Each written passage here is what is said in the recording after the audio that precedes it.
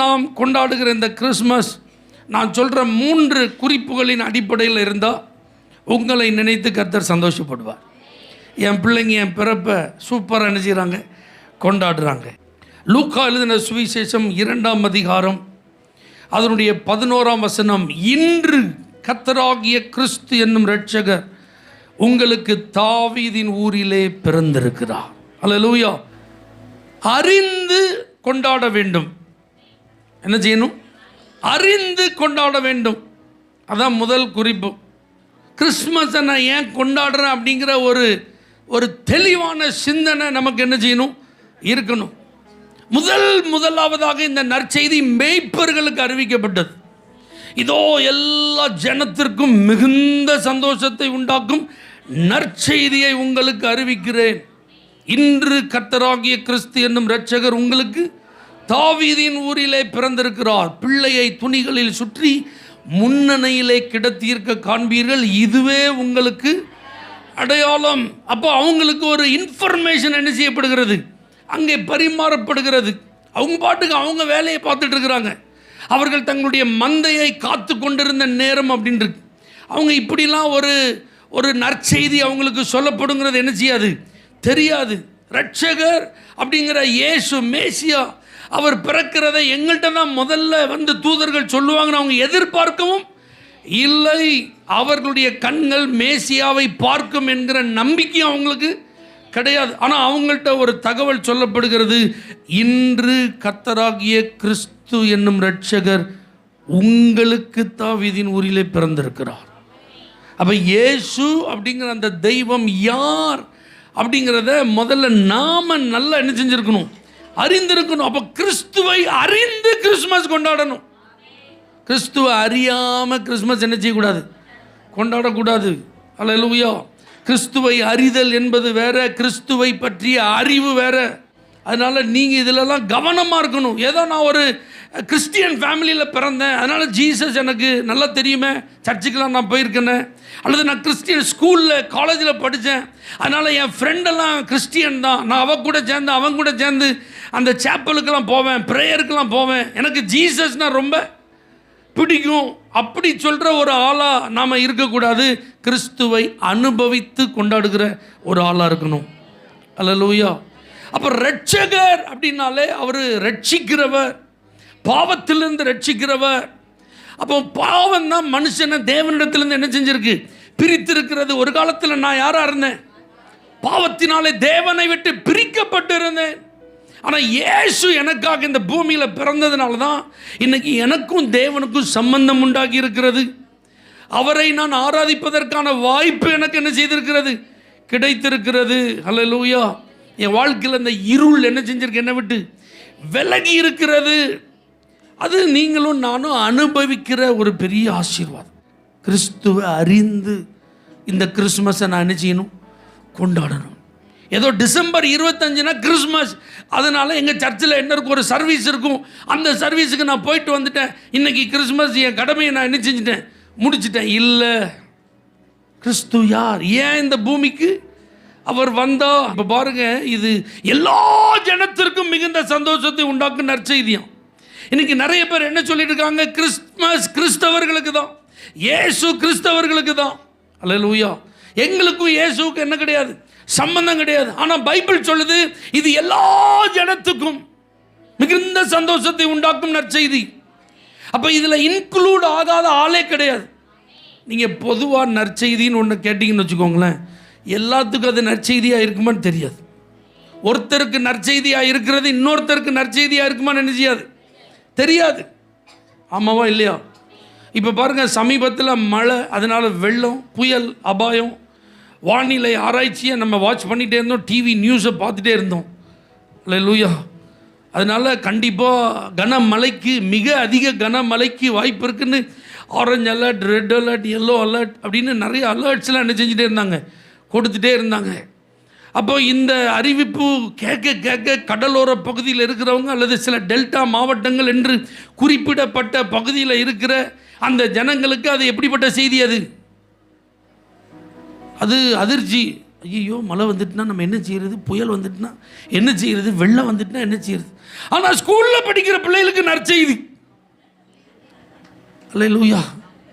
இன்னைக்கு லீவு. ஏப்பா அந்த நியூஸை பார்த்தீங்களா? அதில் நம்ம மாவட்டத்துக்கு லீவுன்னு போட்டாங்களா? நம்ம பிள்ளைகள் சொல்லிகிட்டே இருக்கு, பார்த்துருக்கீங்களா? அப்போ பாருங்கள், ஒரு சைடு அது என்னதான் இருக்குது, பாதிப்பாக இருக்குது, அவங்களுக்கு அது வேதனையாக இருக்குது. ஆனால் இன்னொரு பக்கம் அல்லேலூயா, நற்செய்தி என்பது எல்லாருக்கும் எப்பொழுதும் நற்செய்தி என்ன செய்யாது, இருக்காது. ஒருத்தருக்கு நற்செய்தியாக இருக்கிறது, இன்னொருத்தருக்கு வேதனையான செய்தியாக இருக்கிறதுக்கு என்ன இருக்குது. ஆனால் இயேசு பிறந்தார் இந்த உலகத்தில், அவர் இரட்சகர் என்கிற இந்த செய்தி இது ஒருத்தர் விடாம எல்லாருக்கும் நற்செய்தி.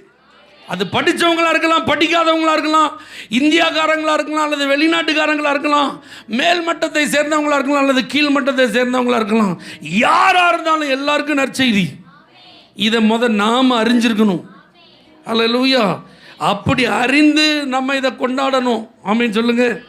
அப்போ தான் இது நமக்கு ஒரு ஆசீர்வாதமான கிறிஸ்மஸாக என்ன செய்யும், இருக்கும். இல்லாட்டி நம்ம ஏதோ வழக்கம் போல் கொண்டாடிட்டு போகிற ஒரு செலப்ரேஷனாக இது என்ன செஞ்சிடும், முடிஞ்சிடும். ஏன் இதை எல்லா ஜனத்துக்கும் மிகுந்த சந்தோஷத்தை உண்டாக்கும் நற்செய்தின்னு சொல்கிறேன்னா, நான் முதல்ல சொன்ன பார்த்தீங்களா, இவர் இரட்சகர். மனுஷனுடைய வீழ்ச்சியில் மனிதன் தன்னைத்தானே விடுவித்து கொள்ள முடியாத நிலையில் இருக்கிறான். தன்னுடைய வாழ்க்கையில் தான் சந்தித்திருக்கும் இந்த பாவத்தினால் உண்டான விளைவுகளுக்கு அவனால் எந்த கிரையும் என்ன செய்ய முடியாது, கொடுக்க முடியாது. அதற்காக அவன் எவ்வளவு பிரயாசப்பட்டாலும் அவனால் அந்த பாவத்திலிருந்து மீண்டு வெளிவர என்ன செய்யாது, முடியவே முடியாது. அப்போ அந்த பாவத்திற்கு விலைக்கிரயம் கொடுப்பதற்கு தான் இயேசு இந்த பூமியில் பிறந்தார். இந்த பூமியில் பிறக்கிற எல்லாரும் வாழ்வதற்காக பிறக்கிறார்கள். ஆனால் இயேசு ஒருவர் தான் தன்னுடைய உயிரை கொடுப்பதற்காக பிறந்தவர். ஏன்னா மனிதன் மீட்கப்பட வேண்டும். அவன் அப்படிப்பட்ட ஒரு பரிதாபமான நிலையில் இருக்கிறான். தன்னைத்தானே பாவத்தில் இருந்து விடுவித்து கொள்ள முடியாத ஒரு பரிதாபமான நிலையில் மனிதன் இருப்பதை அறிந்த தெய்வம் மனிதனாய் பிறந்தது தான் நற்செய்தி. அல்லேலூயா. ஆமென் சொல்லுங்க. அப்போ இது ரொம்ப முக்கியம். எங்களுக்கெல்லாம் உங்கள் இயேசு வேண்டாம். எங்களுக்கு என்ன குறை இருக்குது?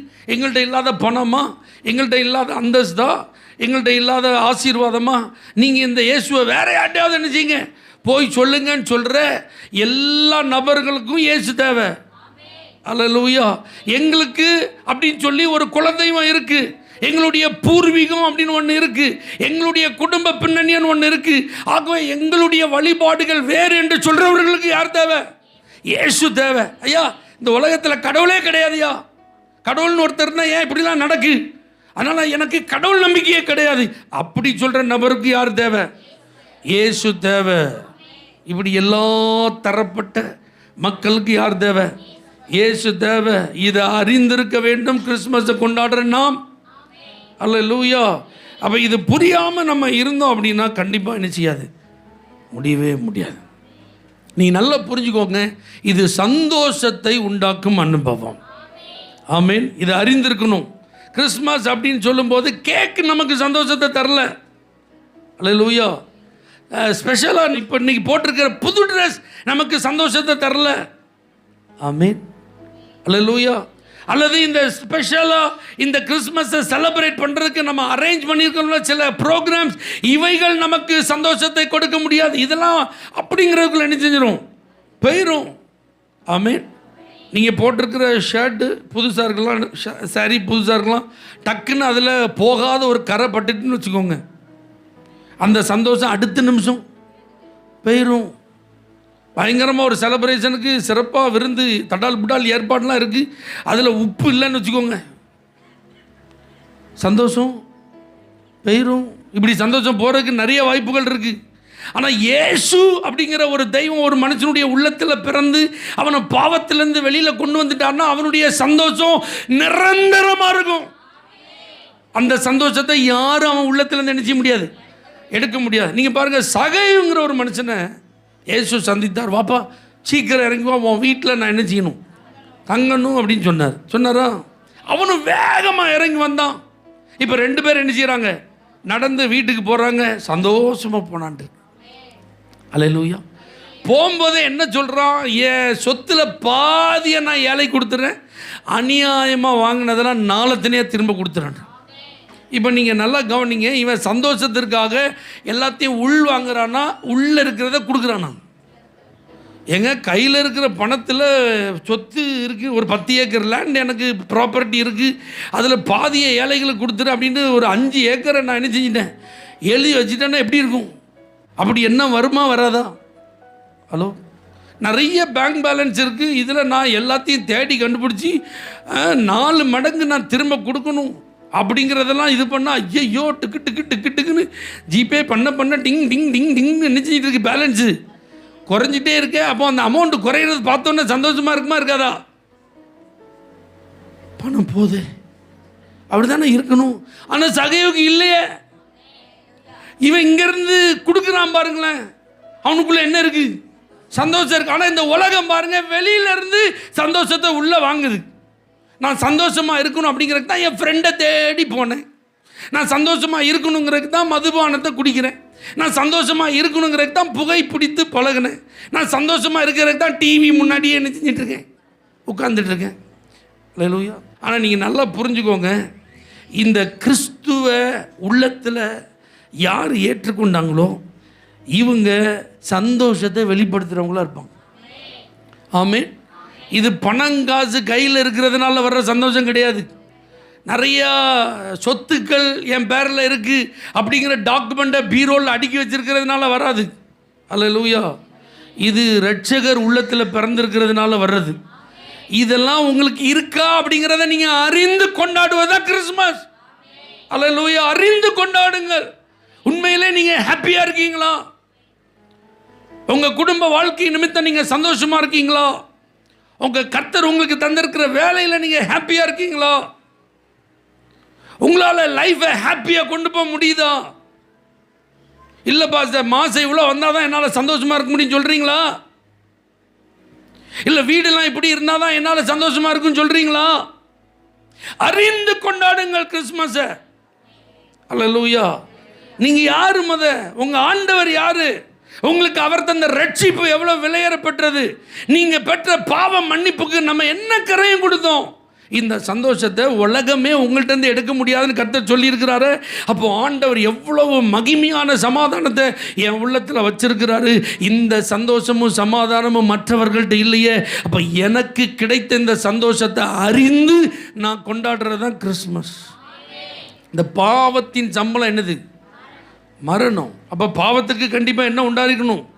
தண்டனை கிடைச்சிருந்துருக்கணும். ஆனால் கர்த்தர் நம்மை பாவத்தின் தண்டனையிலிருந்து விடுதலையாக்கி இருக்கிறார். அப்போ அதுக்கு நம்ம பாத்திரவான்களாக கிடையாது. பாவத்திலிருந்து நம்ம செஞ்ச தவறுகளுக்கு கண்டிப்பாக தண்டனையை நம்ம என்ன செஞ்சுருக்கணும்? பெற்றிருந்திருக்கணும். ஆனால் தன்மேல் அந்த தண்டனையை ஏற்றுக்கொண்டார். அல்லேலூயா. அதனால தான் நான் இன்னைக்கு விடுதலை அடைந்திருக்கிறேன். நான் இன்னைக்கு சுதந்திரவாளியாக மாறி இருக்கிறேன். விபச்சாரம் என்கிற பாவத்தில் கண்டுபிடிக்கப்பட்ட அந்த ஸ்திரியை கல்லறிவதற்கு எல்லாரும் நின்ற போது இயேசு சொன்னார், நானும் உன்னை ஆக்கினைக்குள்ளாக தீர்க்கிறது இல்லை, இனி பாவம் செய்யாதே. ஆண்டவர் நம்மளை ரட்சித்த போது அப்படி தான் சொல்லி நம்மளை ரட்சித்தான். ஓகே, எல்லாத்தையும் நான் மன்னிச்சிட்டேன், இனிமே நீ என்ன செய்யாத, பாவம் செய்யாத. ஹல்லேலூயா.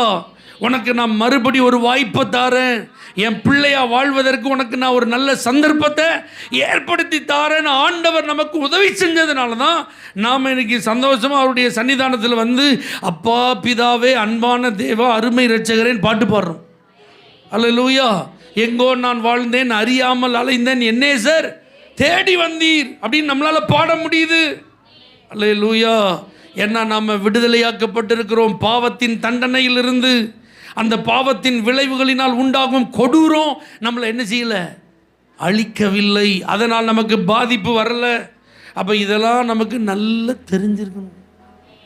ஆமென். அல்லேலூயா. நீங்கள் ஆராதிக்க வந்திருக்கீங்க கிறிஸ்மஸ் நாளில், உங்களுக்கு இதெல்லாம் தெரியாமல் நீங்கள் ஆராதிக்கக்கூடாதுங்கிறது தான் கர்த்தருடைய ஆவியானவர் உங்களோடு கூட பேசி கொண்டிருக்கிறார். அல்லேலூயா.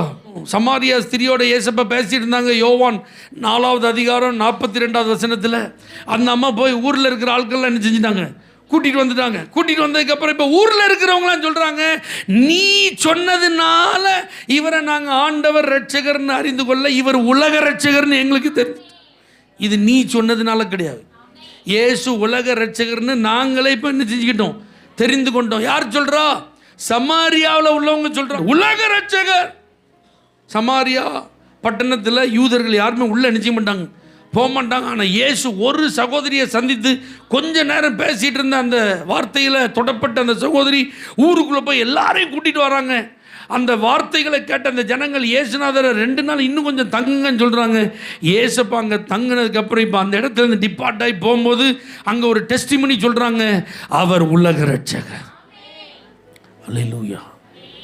அப்போ நீங்கள் அறிந்து ஆராதிக்கணும்னா உங்களுக்கு இயேசுவை பற்றி கொஞ்சமாவது என்ன செய்யணும்? தெரிஞ்சிருக்கணும். நீங்கள் நம்புகிற அந்த இயேசுவை யார் என்று நீங்கள் என்ன செஞ்சுருக்கணும்? அறிந்திருக்க வேண்டும். அது ரொம்ப முக்கியம். அல்லேலூயா. இதை நீங்கள் அறிந்து ஆராதித்தால் ரொம்ப ஆசீர்வாதமாக இருக்கும். ஆமேன்னு சொல்லுங்கள் பார்க்கலாம். 2வது பாருங்கள், இந்த சீனில் நீங்கள் பார்க்குற ஆட்கள் சாஸ்திரிகளாக இருக்கலாம், மெய்ப்பர்களாக இருக்கலாம், எல்லாரும் வந்து பணிந்து கொண்டார்கள். ஆராதித்து கிறிஸ்மஸை கொண்டாடுங்க. அதுக்கு தான் நம்ம இப்போ சர்வீஸ் வச்சுருக்கோம். ஏன் கிறிஸ்மஸுக்கு கண்டிப்பாக இங்கே வரணுங்கிறது கட்டாயமாக நம்ம வீட்டில் என்ன செஞ்சுருக்கலாம், எங்கேயாவது ஜாலியாக பிளான் பண்ணி லீவ் இது பிள்ளைகளுக்கு இவ்வளோ நாள் எக்ஸாம்லாம் என்ன செஞ்சுருக்கு, நடந்திருக்கு. இப்போ தான் 23ஆம் தேதி தான் லீவ் என்ன செஞ்சுருக்காங்க, விட்டுருக்காங்க. சூப்பராக ஒரு வெக்கேஷன் பிளான் என்ன செய்யலாம், நம்ம போல் ஒரு டூர் பிளான் என்ன செய்யலாம், நம்ம போட்டு வெளியே எங்கேயாவது போய் என்ஜாய் பண்ணலாம். ஆனால் இப்போ நம்ம அப்படி போகல.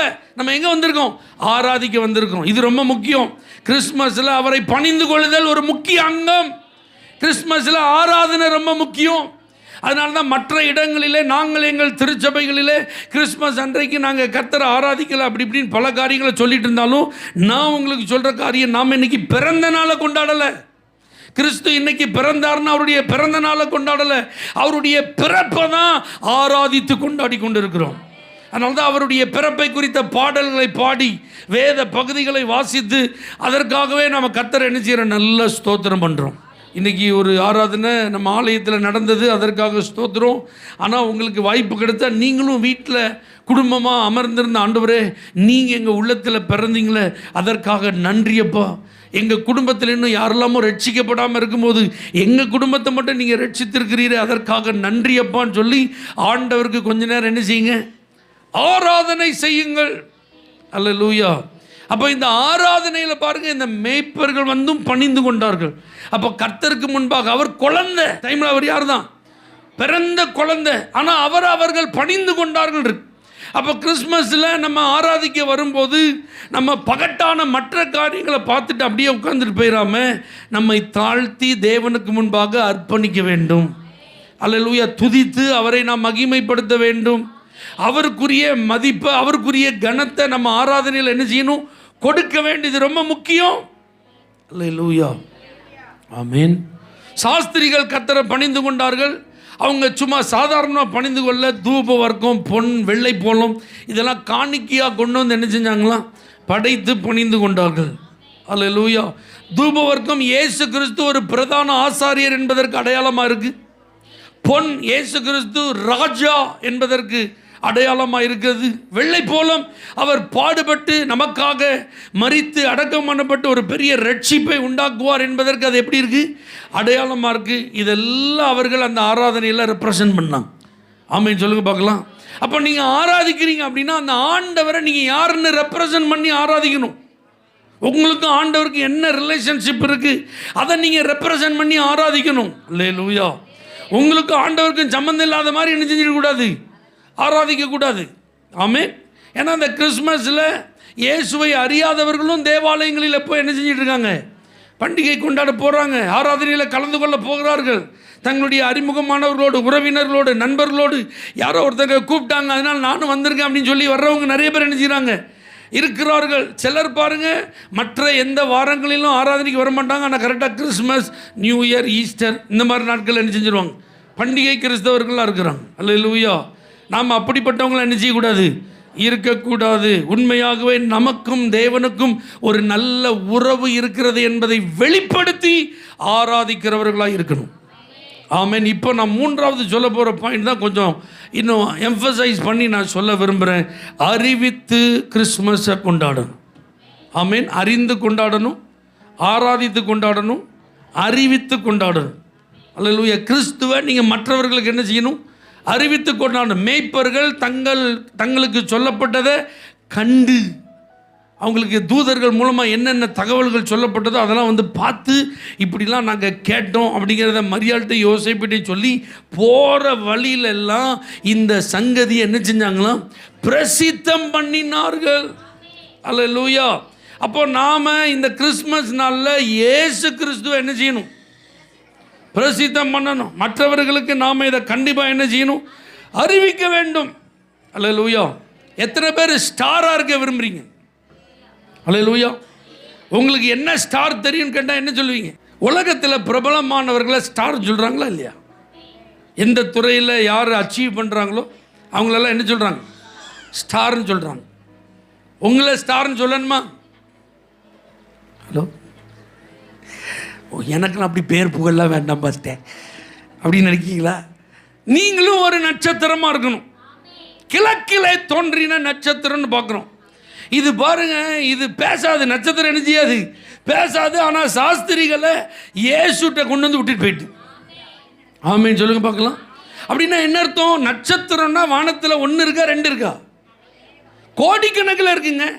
பைபிள் சொல்லுது நட்சத்திரத்தெல்லாம் ஏசப்பா பேர் சொல்லி என்ன செய்கிறாங்களாம், கூப்பிட்றாங்க. இந்த வான சாஸ்திரிகள், வான ஆராய்ச்சியாளர்கள் இருக்காங்க பார்த்தீங்களா, இவங்க வானத்தை ஆராய்ச்சி பண்ணும்போது இந்த கிழக்கில் தோன்றின நட்சத்திரம் மட்டும் வித்தியாசமாக இருக்குது. அறிவித்து கொண்டாடுங்கள். அப்போ உங்களை பார்க்கும்போதே நீங்கள் யாராக தெரியணும், வித்தியாசமாக தெரியணும். 10ஓட 1, 11, அத்தோட இது ஒன்றா இருக்கக்கூடாது. இவங்களும் அவங்க தான்ப்பா, இவங்களும் நம்மால் தான்ப்பா, அப்படி இருக்கக்கூடாது. இவங்களை பார்த்தா இவங்கள்ட்ட ஏதோ ஒரு சேஞ்ச் என்ன செய்யுது இருக்குது, ஒரு டிஃப்ரெண்ட் இருக்குது. இவங்க எல்லாரும் போல இல்லை, எல்லா கிறிஸ்தவர்களை போல இல்லை, பைபிளை தூக்கிட்டு போகிற எல்லா வேதக்காரங்க போல இவங்க இல்லை, சர்ச்சுக்கு ரெகுலராக போகிற மற்றவர்களை போல இவர்கள் இல்லை. இவங்கள்ட்ட ஏதோ ஒரு வித்தியாசம் இருக்குது. கிழக்கிலே தோன்றின நட்சத்திரம். அப்போ அதை பார்க்கும்போதே அது வித்தியாசமாக இருக்கிறத அந்த சாஸ்திரிகள் என்ன செஞ்சிட்டாங்க, கண்டுபிடிச்சிட்டாங்க. அப்போ நீங்கள் பேசாமலே, ஆமே, நீங்கள் போய் அவங்கள்ட்ட அப்ரோச் பண்ணாமலே உங்களை பார்க்கும்போதே ஒரு அட்ராக்ஷன் இருக்கணும், ஒரு வித்தியாசத்தை அவங்க பார்க்கணும். அறிவிக்கிறவங்களுக்கு இது ரொம்ப முக்கியம். அல்லேலூயா.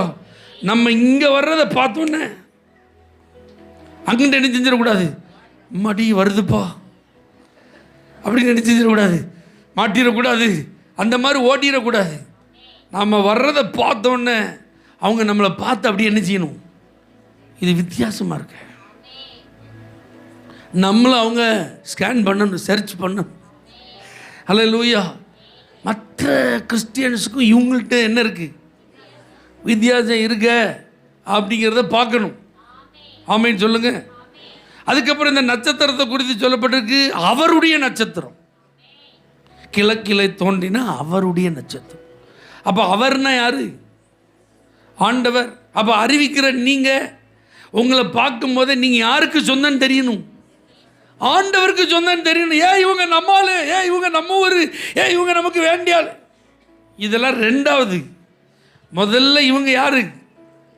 ஆண்டவருடையவர்கள், அவருடைய நட்சத்திரம். இன்னைக்கு அறிவிக்கிறவங்க எல்லாருக்கும் இந்த குவாலிட்டி இருக்கணும். உங்களை பார்க்கும்போதே சொன்ன இவர்கள் யாருக்கு சொந்தமானவங்க, ஆண்டவருக்கு சொந்தமானவர். இது அவருடைய நட்சத்திரம். ஆமேன். அல்லேலூயா. நீங்கள் அறிவிக்க போகிறீங்க இன்னைக்கு, அதுக்கு தான் இதெல்லாம் நான் சொல்லிகிட்டு இருக்கேன். நீங்கள் யாருடைய நட்சத்திரமாக இருக்கணும், அவருடைய நட்சத்திரமாக இருக்கணும். ராமேன்னு சொல்லுங்கள். அப்படின்னா என்ன அர்த்தம்? இந்த நட்சத்திரம் அவருக்காகவே தோன்றியது, இந்த நட்சத்திரம் அவருக்காகவே வழி நடத்தியது. அப்போ நீங்கள் இந்த பூமியில் பிறந்தது யாருக்காக? ஆமாம். வாழ்கிறது யாருக்காக? அல்லேலூயா. எதை செஞ்சாலும் யாருக்காக? பைபிள் அப்படி தான் சொல்லு, எதை செய்தாலும் அதை யாருக்காக செய்யுங்க? கர்த்தருக்காக. உங்களுக்கு ஏன் இந்த ரட்சிப்பு கொடுக்கப்பட்டிருக்கு, வேற ஒருத்தருக்கு கொடுக்கப்படாமல்? ஏன் பரிசுத்தாவின் அபிஷேகம் உங்களுக்கு ஊற்றப்பட்டிருக்கு, மற்றவங்களுக்கு இன்னும் கிடைக்கல? அப்படின்னா நீங்கள் அவருக்காகவே, உங்கள் வாழ்க்கை அவருக்காகவே. ஏன்னா நீங்கள் அவருடையவர்கள்.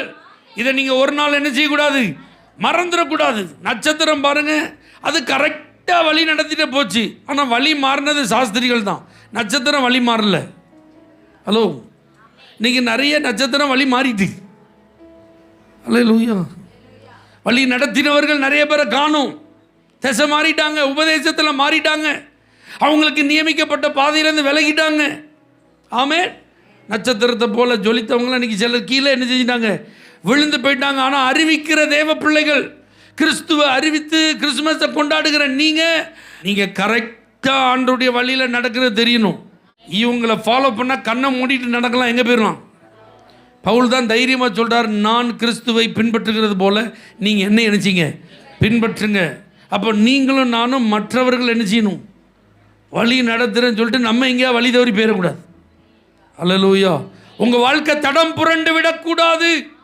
இந்த கிறிஸ்மஸில் அறிவிக்க வந்திருக்கிற நீங்கள், கிறிஸ்துவின் பிறப்பை மற்றவர்களுக்கு சொல்லணும்னு ஆசைப்படுற நீங்கள் உங்கள் வழியிலேருந்து என்ன செஞ்சிடக்கூடாது, விலகிடக்கூடாது, பாவத்திற்கு இடம் கொடுத்துடக்கூடாது, உலக வஞ்சனைகளில் நீங்கள் என்ன செஞ்சிடக்கூடாது, சிக்கிடக்கூடாது. ஆமென். அல்லேலூயா. இது கரெக்டாக எங்கே கொண்டு போய் சேர்க்கணுமோ அங்கே கொண்டு போய் என்ன செஞ்சது, அவங்க தான் வழியை விட்டுட்டு திரும்ப வெளியே வந்து பார்த்தாங்க, அது அவங்க எங்கே விட்டாங்களோ அங்கே தான் இருந்துச்சு. அப்போ நீங்கள் ஒரு முறை சுவிசேஷத்தை சொல்லி சிலர் கேட்காம என்ன செய்யலாம், போகலாம். ஆனால் அடுத்த முறை அவங்க வந்து உங்களை பார்க்கும்போது நீங்கள் அவைலபிளாக இருக்கணும். அவங்களுக்கு சுவிசேஷத்தை சொல்ல எப்படி இருக்கணும், நீங்கள் உனக்கு ஒரு தடவை சொல்லிட்டேன், நீ என்ன செய்யலை, கேட்கல, இனிமேல் உன் தலையில் எழுதின எழுத்து யாராலையும் மாற்ற முடியாது, நீ நேராக எங்கே போ, நரகத்துக்கு போ.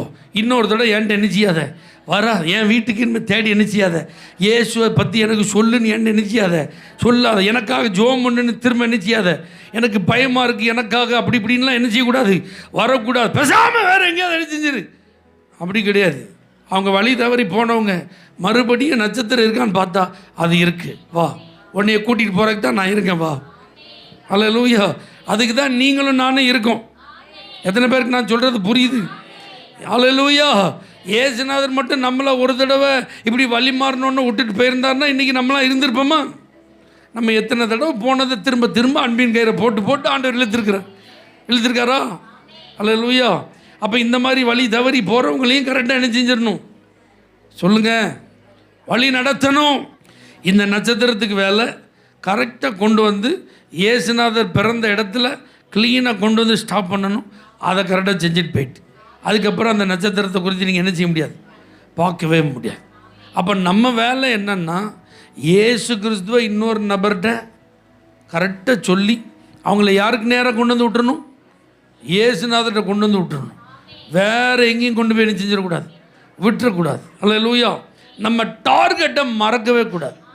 நம்ம வேலையை கரெக்டாக என்ன செஞ்சிடணும். நம்மளே நம்ம பின்னாடியே நீ வா அப்படின்னு இழுத்துட்டு என்ன செய்ய, கீ கொடுத்த பொம்மை மாதிரி அவங்கள யூஸ் பண்ணிகிட்டு இருக்கக்கூடாது. அல்லேலூயா. நேராக எங்கே கொண்டு போய் விட்டுறணும், ஏசுனா. இதைத்தான் இன்றைக்கி நம்ம என்ன செய்ய போகிறோம். அறிவித்து கிறிஸ்மஸ் என்ன செய்யணும், நீங்கள் கொண்டாடணும். இது ரொம்ப முக்கியம். ஏன்னா இன்றைக்கி தேவனை குறித்து பல விதங்களிலும் பல தவறான கருத்துக்கள் என்ன செய்யப்படுகிறது, பரிமாறப்படுகிறது. கண்ணியின் வயிற்றில் இயேசு பிறந்ததை குறித்து கொண்டாடி கொண்டிருக்கிற ஒரு பக்கம் இருந்தாலும் அது எப்படி என்று அதை குறித்து தவறாய் பேசுகிற ஒரு கூட்டம் என்ன செய்யுது, சொல்லுங்கள், இருந்துட்டு தான் இருக்குது.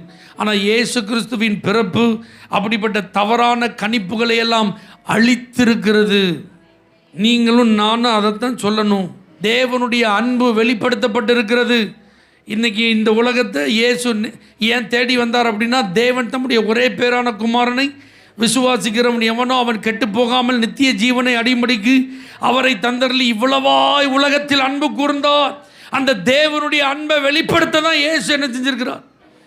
அப்போ இதெல்லாம் தேவனை குறித்த தவறான எண்ணங்கள் அகற்றணும், தேவனுடைய அன்பை வெளிப்படுத்தணும். இதுதான் நாம் நற்செய்தியை சொல்வதற்கான ஒரு பெரிய வாய்ப்பு. ஆமென். இப்போ நான் உங்களுக்கு சொல்கிற இந்த வேலையை யார் செய்வா? ஏன்னா எல்லா கிறிஸ்மஸ்லேயும் நம்ம இதுதானே கேட்குறோம், எப்படியாவது இயேசுவை பற்றி ஒரு ஆளுக்காவது என்ன செய்யுங்க சொல்லுங்கள். இன்றைக்கி யாருக்காவது ஒரு ஆளுக்காவது இயேசுவை பற்றி ஒரு ஸ்வீட் கொடுத்து சொல்லிடுங்க. இப்படியே தான் நம்ம சொல்லிட்டு இருக்கோம். ஆனால் யார் இந்த வேலையை செய்ய முடியும் அப்படின்னா, தேவ திட்டத்தை புறக்கணிக்காதவர்கள் தான் இந்த வேலையை செய்வாங்க. எனக்கு என்ன வந்துச்சு, நான் எதுக்கு இதை செய்யணும் அப்படிங்கிற ஒரு நபர் இந்த வேலையை என்ன செய்ய மாட்டாங்க, செய்யவே மாட்டான். அப்போ இன்றைக்கும் நான் உங்கள்ட்ட சொல்கிற ஒரு அன்பான வேண்டுகோள் என்னென்னா, நீங்கள் தேவ திட்டத்தை நிறைவேற்ற விரும்பினால் நீங்கள் இந்த வேலையை கண்டிப்பாக என்ன செய்யணும், செஞ்சே ஆகணும். அல்லேலூயா. தேவன் தம்மை ஒருபோதும் பரியாசம் பண்ண ஒட்டார்னு பைபிளில் இருக்கு. அப்படின்னா என்ன அர்த்தம், தேவ திட்டத்தை நம்ம என்ன செய்யக்கூடாது, பரியாசம் பண்ணக்கூடாது. அல்லேலூயா. நீங்கள் இந்த சுவிசேஷத்தை அறிவிக்கிறத அற்பமாக என்ன செய்யக்கூடாது, நினைக்கக்கூடாது. சுவிசேஷம் அறிவிக்கிறவங்களையும் தவறாக என்ன செய்யக்கூடாது, பேசக்கூடாது. அல்லேலூயா. இதை தேவ பிள்ளைகளுக்கே சொல்லிக் கொடுக்க வேண்டியது இருக்குது. ஆமென் சொல்லுங்கள். ஏன்னா வெளியில் இருக்கிறவங்க தான் தெரியாமல் பேசுகிறாங்க அப்படின்னா உள்ளே இருக்கிற ஆட்களுக்கு இந்த மேன்மை என்ன செய்யலை, தெரியல. எதுக்கு இவங்களுக்கு இந்த வேலையெல்லாம், ஏன் இவங்கெல்லாம் இதை பண்ணிகிட்டு இருக்காங்க, யார் இவங்களெல்லாம் இப்படி செய்ய சொன்னால், இவங்க எதுக்கு செய்யணும், அதை செய்கிறக்கு ஆள் இருக்குல்ல, இப்படி சொல்லி தேவ திட்டத்தை என்ன செஞ்சிட்டு இருக்காங்க, தடை செய்து கொண்டிருக்கிறார்கள். ஆகவே யார் தேவ திட்டத்தை நிறைவேற்ற விரும்புகிறாங்களோ அவங்க தான் இதை என்ன செய்வாங்க. அப்படின்னா நான் இன்னும் உங்களுக்கு புரிகிற மாதிரி சொல்லட்டா, ஆண்டவரை நான் இன்சல்ட் பண்ண விரும்பலை, ஆண்டவரை துக்கப்படுத்த விரும்பலை அப்படின்னு நீங்கள் நினச்சிங்கன்னா நீங்கள் கண்டிப்பாக யாரை சொல்லுவீங்க, இயேசுவை நீங்கள் சொல்லிடுவீங்க. இயேசுவை நீங்கள் உங்கள் வாழ்க்கையின் மூலமாக சொல்லணும், உங்கள் வார்த்தையின் மூலமாக என்ன செய்யணும், சொல்ல. நீங்கள் நினைக்கலாம் எனக்கு 1000 பிரச்சனை இருக்கு, எனக்கே ஏகப்பட்ட தீர்க்கப்பட வேண்டிய காரியம் இருக்குது, நான் எப்படி அப்படின்னு நீங்கள் நினைக்கலாம்.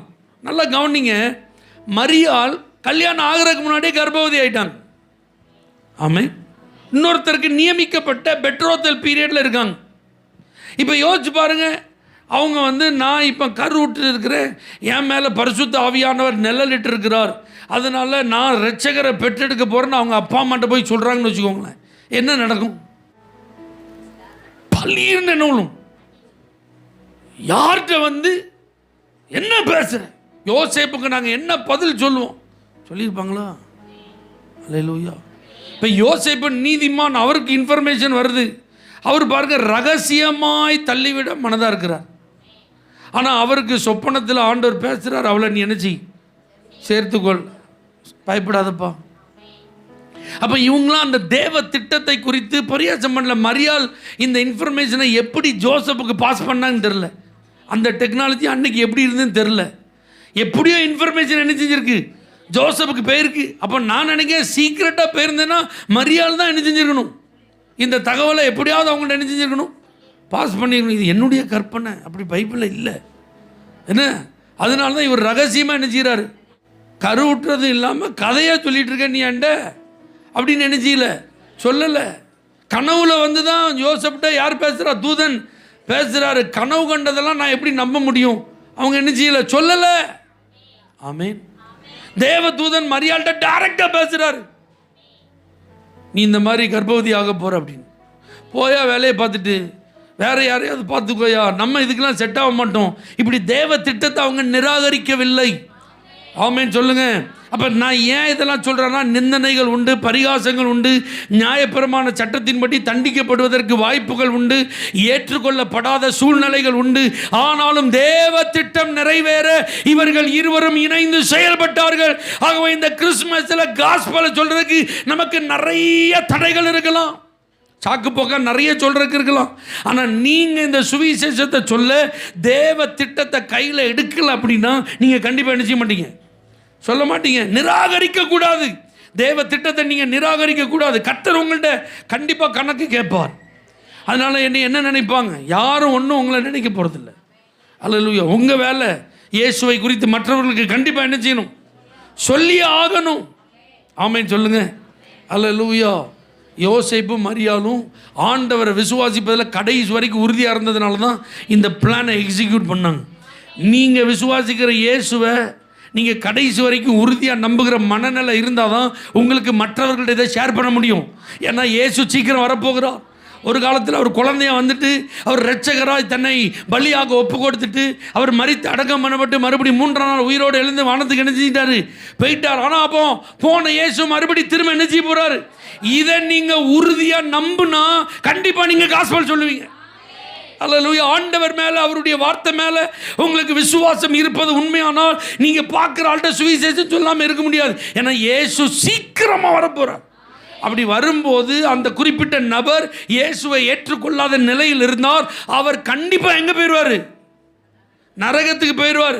அப்போ அவர் நம்மோடு கூட மிக நெருக்கமாக பழகி நம்மை நேசித்து நமக்குள்ள ஒன்றாக ஒன்று கலந்த ஒரு நபராக இருந்தும் அவருக்கு நம்ம சுவிசேஷத்தை சொல்லாமல் நம்ம போயிட்டோம்னா என்ன அர்த்தம், நீங்கள் நம்புகிற அந்த உபதேசத்தில் உங்களுக்கு உறுதி இல்லை. அல்லேலூயா. யார் எப்படி போனால் எனக்கு என்ன, நரகம் பரலோகம் அது வரும்போது என்ன செய்யும் பார்த்து கூட. இயேசு வருகையா அது பல ஆயிரம் வருஷமாக இப்படியே தான் சொல்லிட்டு இருக்காங்க. அது நடக்கும்போது நடக்கட்டும், இப்போ போட்டும். நான் தான் சொல்லணுமா? யாராவது அவங்களுக்கு என்ன செய்வாங்க? இல்லை இல்லை, நான் தான் சொல்லணும். ஆகவே தேவனை நீங்கள் உறுதியாய் விசுவாசித்தால் நீங்கள் கண்டிப்பாக ஷேர் பண்ணுவீங்க. தேவ திட்டத்தை நிராகரிக்காமல் இருந்தால் நீங்கள் கண்டிப்பாக ஷேர் பண்ணுவீங்க. இந்த 2 காரியத்தை மனசில் வச்சு நான் இயேசுவை அறிவித்து இந்த கிறிஸ்மஸை கொண்டாடுவேன்னு சொல்லி நம்மை அர்ப்பணிப்போம். கர்த்தர் நம்மை ஆசீர்வதிப்பார். எல்லாரும் கண்களை மூடி. பரலோக தேவனே, இந்த கிறிஸ்மஸை ஆசீர்வாதமான முறையில் நாங்கள் கொண்டாட விரும்புகிறோம். ஆகவே நீர் எங்களுக்கு சொல்லியிருக்க இந்த வார்த்தைகளை கை கொண்டு இதை அறிவித்து கொண்டாட எங்களை அர்ப்பணிக்கிறோம். இப்படி பிள்ளைகளை ஆசீர்வதியும். இந்த நாள் முழுவதும் ஒரு கொண்டாட்டம், ஒரு சந்தோஷம், ஒரு மன நிறைவு, ஒரு திருப்தி இப்படி பிள்ளைகளுக்கு உண்டாக இயேசுவின் நாமத்தில் ஆசீர்வதித்து ஜெபிக்கிறேன் எங்கள் ஜீவனுள்ள நல்ல பிதாவே. For prayer contact Pastor J. J. Kumar, El Shaddai Ministries, 9500252586, Surandai.